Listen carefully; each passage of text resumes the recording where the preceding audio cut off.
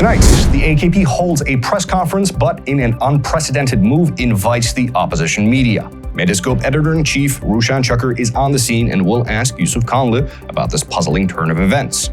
The president of the Turkish Medical Association is under arrest for terrorism charges. New York Times and Financial Times grill Turkey about its close relationship with Russia. And the opposition scores a win this week.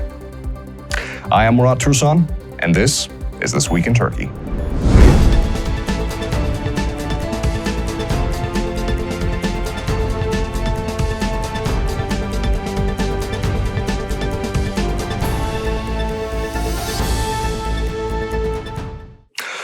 Our main story tonight. Tomorrow is October 29th, Republic Day, 1 year shy of the 100th year anniversary of the modern nation. Medyascope Editor-in-chief Ruşen Çakır is at an AKP press conference where AKP is announcing its vision for the next Turkish century. For folks who might not necessarily be familiar, this is rather an unprecedented move. In the past, AKP has been mostly lukewarm to the idea of independent outlets, and it has included more media organizations that it has been comfortable with. But this is not just us that's going. Journalists from across the board, from independent news outlets to non-government aligned media, were invited as well. And the opposition parties are also going, including CHP and E-Party, but not Deva and Future, which are in the opposition coalition, but are not on the list. Deva and Future, of course, were founded by former AKP members Minister Atacan and Prime Minister Davutoglu, respectively.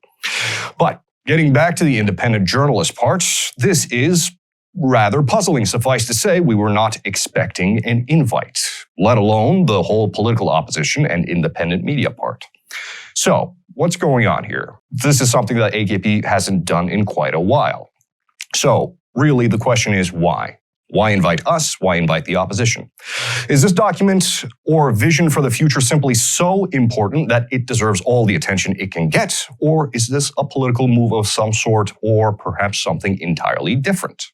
But luckily, you don't have to make do with my guesses, because joining me right now is journalist, writer, vice president of Association of Journalists, and director of Media for Democracy Project, Mr. Yusuf Kanlı. Mr. Kanlı, thank you for joining us. It's always great to be talking with some sharp friends. Indeed, the questions you asked are all legitimate, but the answer is quite simple. The AK Party is hunting for legitimacy that it unfortunately lost quite a while ago. I see. They are trying to bring in opposition figures. They are trying to bring in respectable journalists. They are trying to bring in respectable personalities while keeping in jail very important journalists, keeping in jail people like the head of the Turkish Medical Society. It's really nonsense. AK Party is trying to buy legitimacy. I see. Do you think that this is going to be successful at all? I mean, there have been two schools of thought on this. Some people refuse to go. As I've said, Medyascope Editor-in-chief Ruşen Çakır has gone. What is your take on this? Do you think that this is going to succeed in revitalizing AKP's image? To speak to you frankly, I was puzzled to see that Ruşen is going there.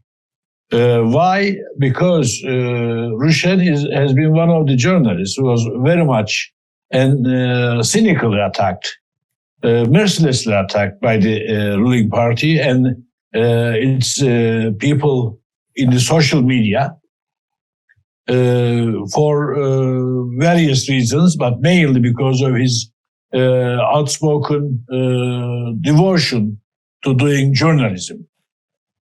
That was very important for this country, and we appreciate that very much.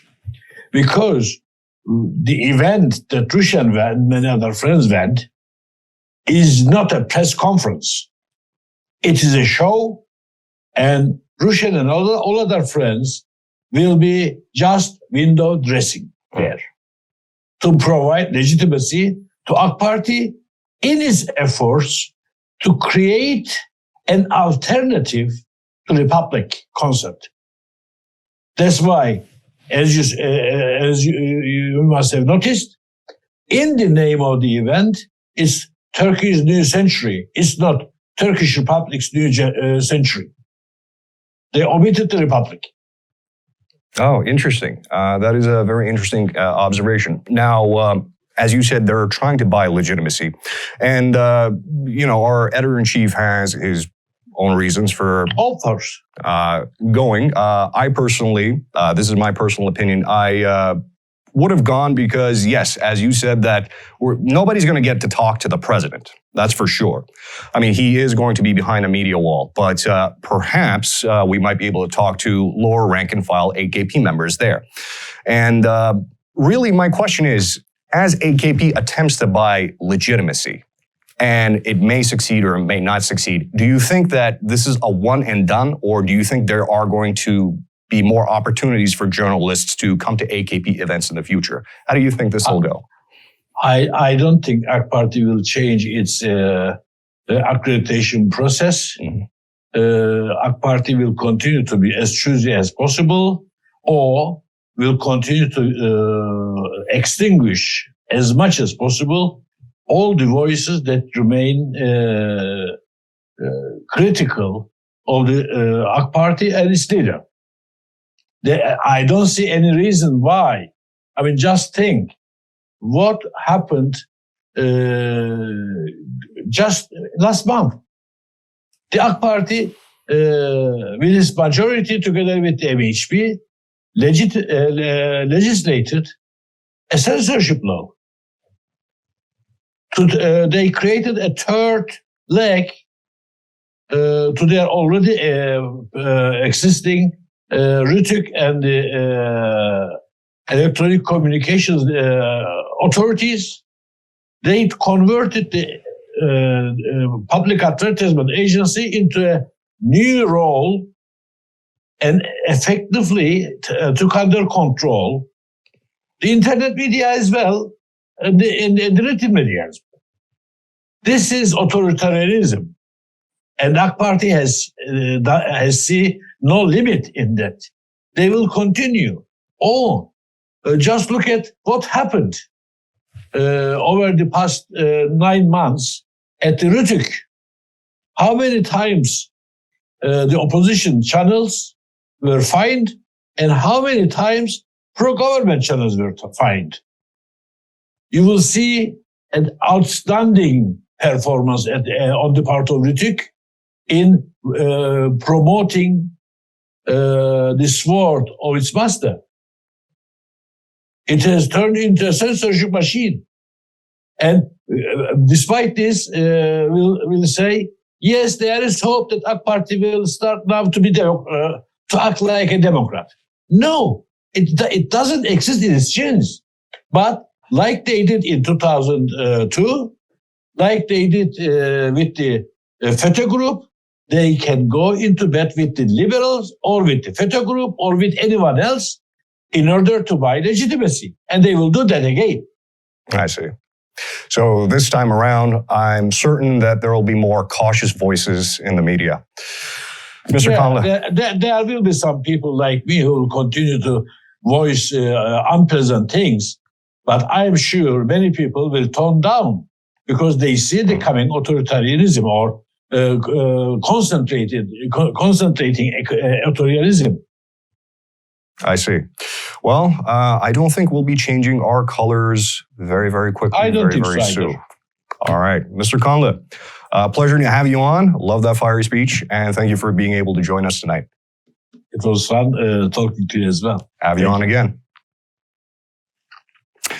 And in other news, Turkish Medical Association President Şebnem Fincancı has been arrested on charges of distributing terrorist propaganda.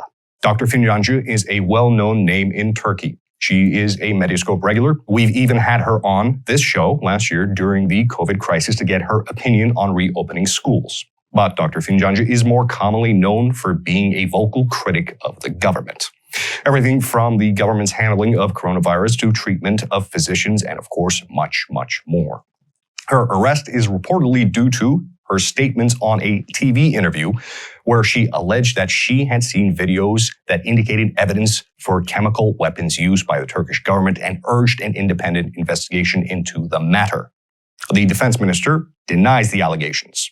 Consequently, the prosecutor's office opened an investigation on fincancı, and she was arrested Wednesday morning. Here are the details.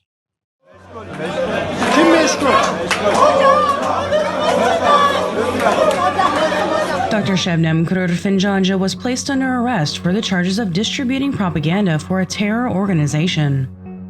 Fincancı was detained in Istanbul on Wednesday morning and transferred to the capital Ankara to the criminal courts.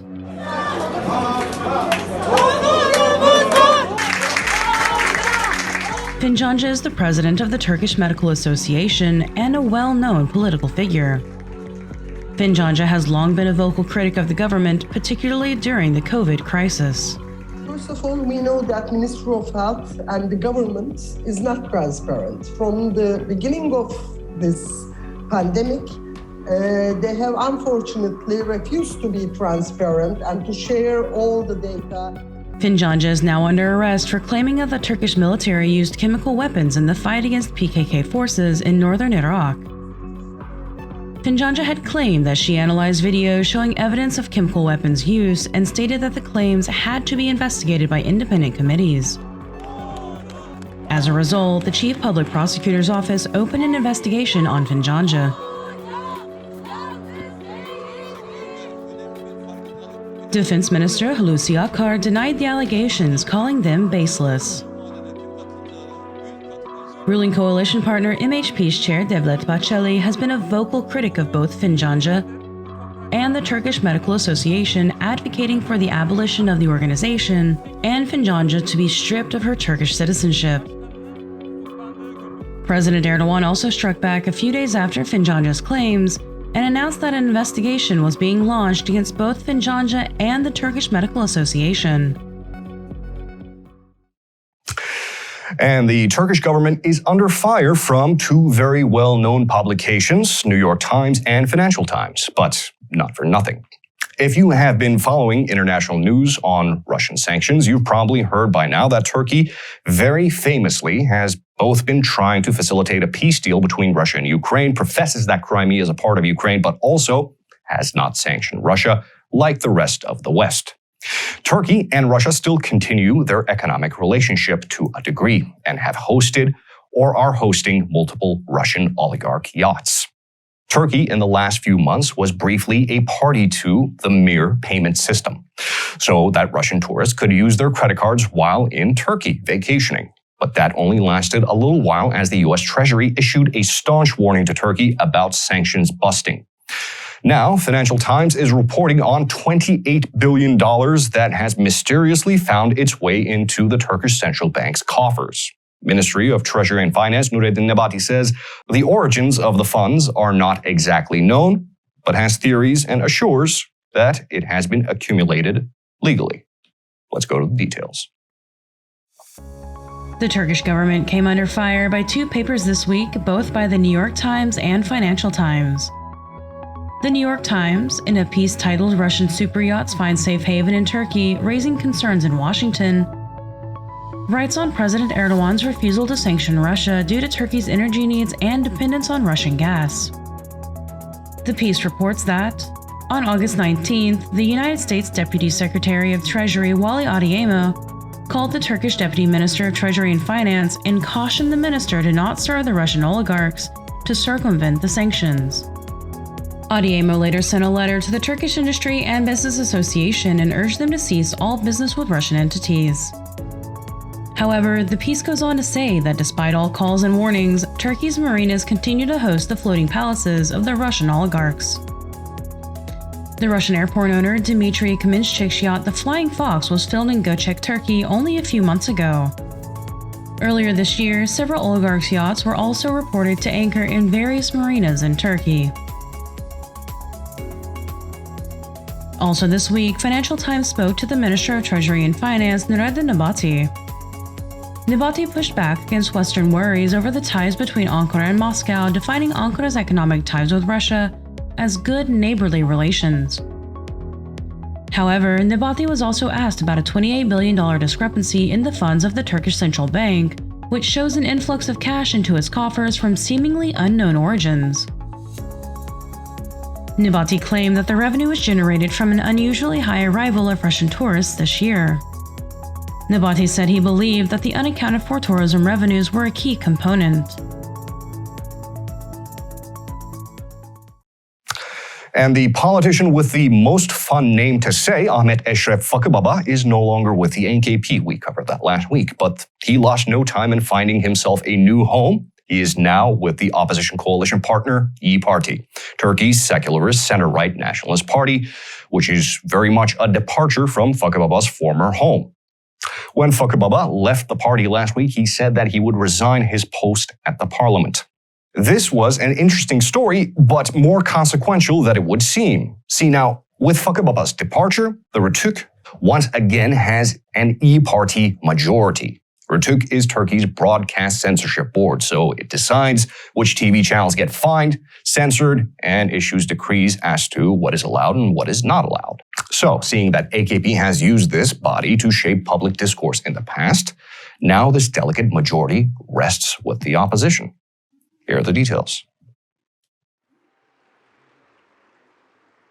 AKP wildcard Ahmet Eşref Fakıbaba's ministership has been dropped upon his resignation from the party and his seat. Fakıbaba didn't waste any time in between parties, however, as he went right to the opposition coalition partner, İYİ Parti.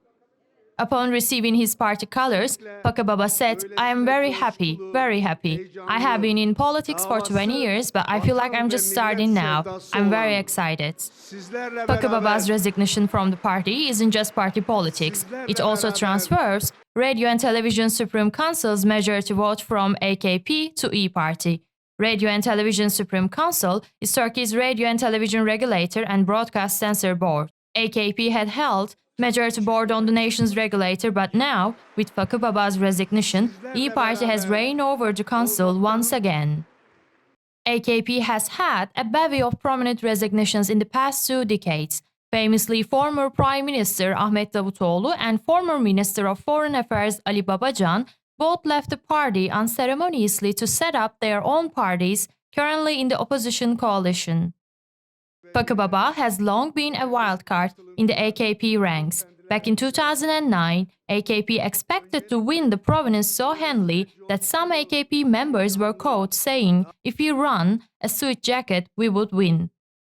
President Erdogan then was met with protests when he arrived in town, many holding up suit jackets. Fakıbaba denied the MP candidacy by AKP, ran as an independent, and won the province, but had transferred over the AKP in 2013. And with that, that's it for us in This Week in Turkey. I have been Murat, Tursan. A special thanks to Kathleen Phelps and Mehmet Tanverdi, as per usual. And please don't forget to subscribe. Give us a like if you feel generous. And as per usual, thank you for joining us.